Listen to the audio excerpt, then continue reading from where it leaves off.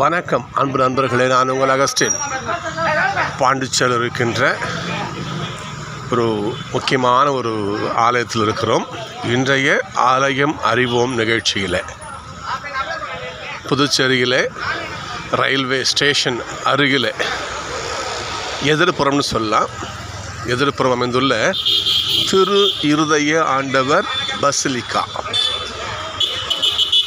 திரு இருதய ஆண்டவர் திருத்தலத்தில் இங்கே இருக்கிறோம். இந்த ஆலயத்திற்கு மாபெரும் வரலாறு உண்டு. கிட்டத்தட்ட 150 ஆண்டுகளுக்கு மேலாக இந்த ஆலயம் விண்ணை முட்ட திரு இருதய ஆண்டவரை, அவருடைய புகழை பறைசாற்றி கொண்டிருக்குதுன்னு சொன்னால் அதற்கு மறுப்பு சொல்ல முடியாது. பல குருக்கள், பல பேராயர்கள் இந்த ஆலயம் வளர இன்று இந்த அளவுக்கு உயர்ந்து நிற்க பலர் காரணமாக இருந்திருக்காங்க. இந்த ஆலயத்தினுடைய வரலாற்றை பார்க்கலாம் வாங்க. இந்த ஆலயம் எவ்வளவு பழமையானது, இதனுடைய சிறப்புகளை பார்க்கலாம் வாங்க. இந்த ஆலயத்திற்கு வளாக உள்ளேயே சின்ன ஒரு குட்டி பார்க் ஒன்று இருக்குது. தெரியுதுங்களா? Walter park. யார் இந்த வால்டர்? வாங்க தெரிஞ்சுக்கலாம். இவர்தான் அருட்தந்தை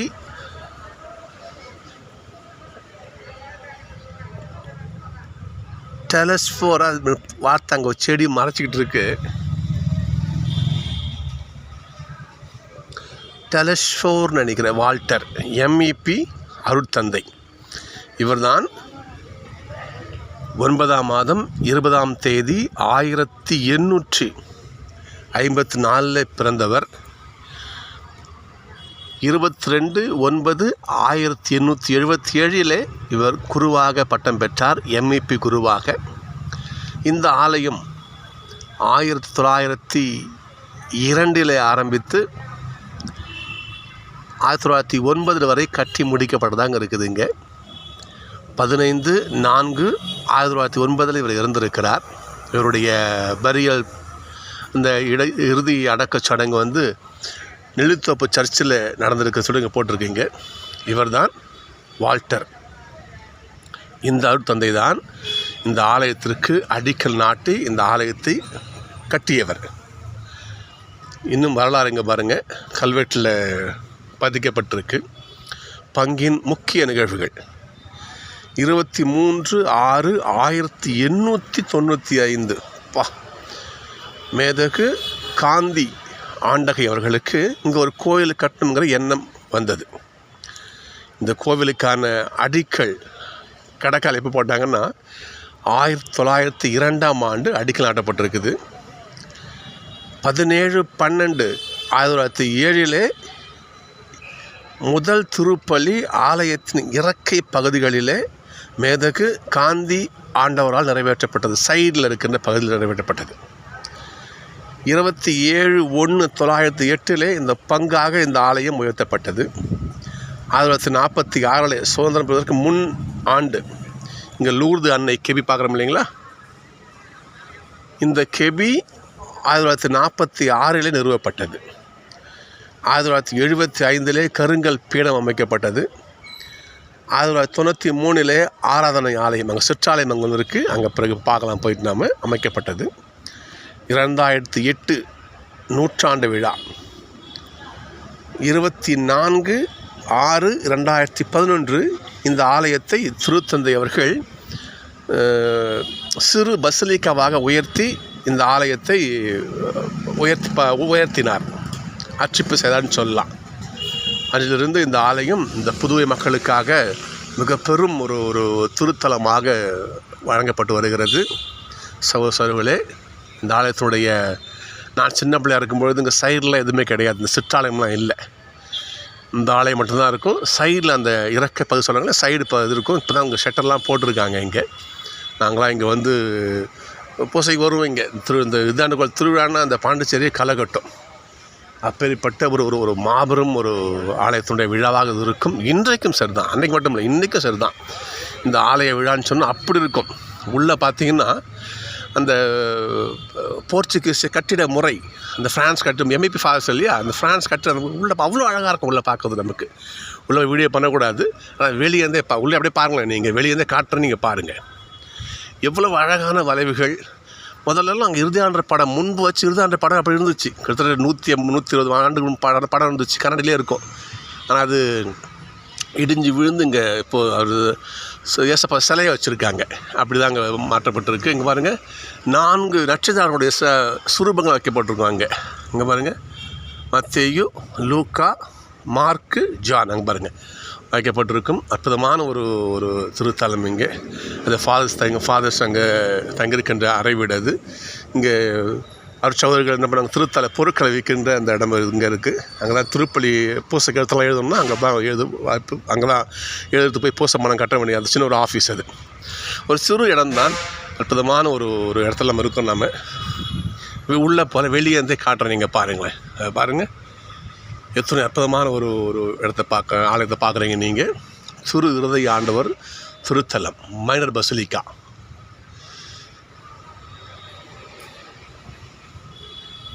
நீங்கள் பார்க்குறீங்க இல்லையா, இங்கே பார்க்குற இந்த எழுத்து போர்டு இருக்குது பாருங்கள். இங்கே அருட்தந்தை தாமஸ் அடிகளார் அவர் இருக்கும்போது தான் இந்த ஆலயம் மைனர் பசிலிக்காவாக உயர்த்தப்பட்டது. அதுக்கான திருத்தந்தையினுடைய ஆணையைத்தான் இங்கே அப்படியே இங்கே பொறிச்சு வச்சுருக்காங்க. இங்கே லத்தீனில் இருக்கும், இங்கே தமிழில் இருக்கும். வாங்க நம்ம தமிழ் பார்க்கலாம் வாங்க.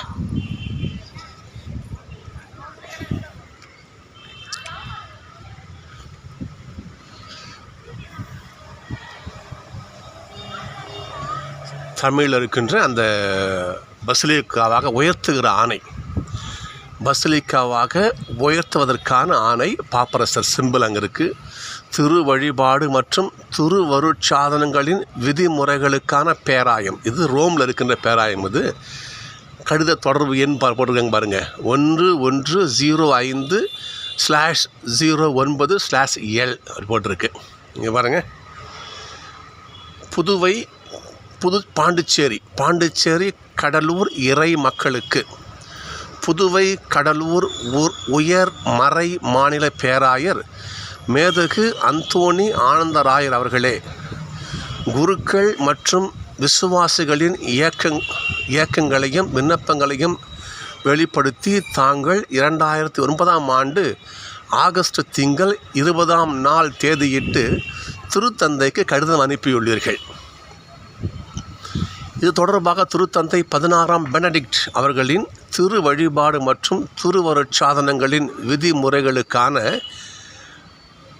விதிமுறைகளுக்கான வழிபாடுகளுக்கு அளித்துள்ள சிறப்பான அதிகாரத்தின் அடிப்படையில் பாண்டிச்சேரி நகரில் அமைந்துள்ள இயேசுவின் திரு இருதயத்திற்கு அர்ப்பணிக்கப்பட்ட பங்கு ஆலயத்தை பெரு மகிழ்ச்சியோடு மைனர் பசிலிக்கா, ஆங்கிலத்திலும் போட்டிருக்கு, பசிலிக்கா மைனோரிஸ்ன்னு போட்டிருக்காங்க, அது லாட்டின் நினைக்கிறேன், என்ற